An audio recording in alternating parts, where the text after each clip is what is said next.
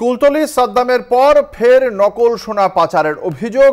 এবারেও দক্ষিণ 24 পরগনা, তবে কুলতলি নয়, এবার বাসন্তীর ভাঙনখালির ঘটনা। এই ঘটনায় ইতিমধ্যেই অভিযোগের জেরে দুজনকে গ্রেপ্তার করা হয়েছে বলে জানতে পারা যাচ্ছে।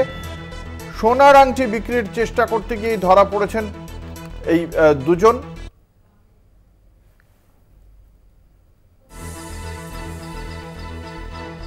আপনাদের জানিয়ে রাখি, এই দুজনের সঙ্গে সাদ্দামের কোনো যোগ আছে কিনা তা তদন্ত শুরু হয়েছে। আপনাদের জানিয়ে রাখি, আপনারা দেখছেন সেই ছবি।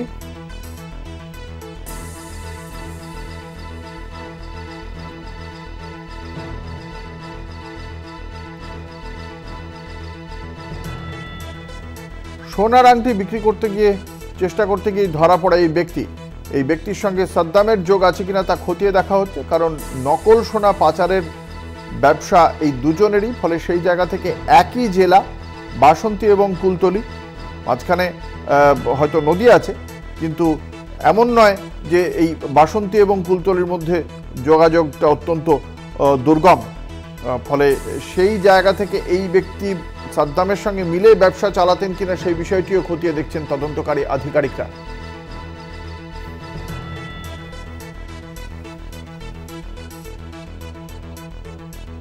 আমাদের সঙ্গে রয়েছেন আমাদের প্রতিনিধি রাজু দাস। রাজু, এখনো পর্যন্ত এই ঘটনার তদন্তে কি কি আপডেট পেয়েছে পুলিশ?